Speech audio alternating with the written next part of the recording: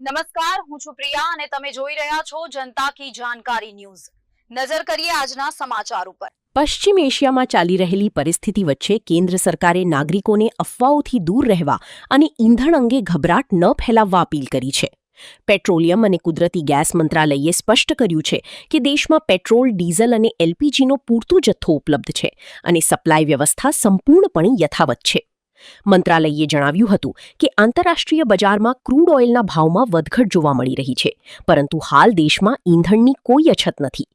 સરકાર દ્વારા નાગરિકોને ઈંધણનો સમજદારીપૂર્વક ઉપયોગ કરવા અને શક્ય હોય ત્યાં જાહેર પરિવહન, કારપૂલિંગ તથા ઇલેક્ટ્રિક વાહનોનો ઉપયોગ વધારવા અનુરોધ કરવામાં આવ્યો છે।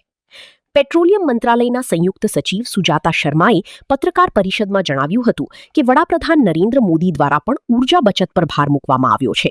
તેમણે નાગરિકોને મેટ્રો અને જાહેર પરિવહનનો વધુ ઉપયોગ કરવા તેમજ માલ પરિવહન માટે રેલવેને પ્રાથમિકતા આપવા અપીલ કરી હતી।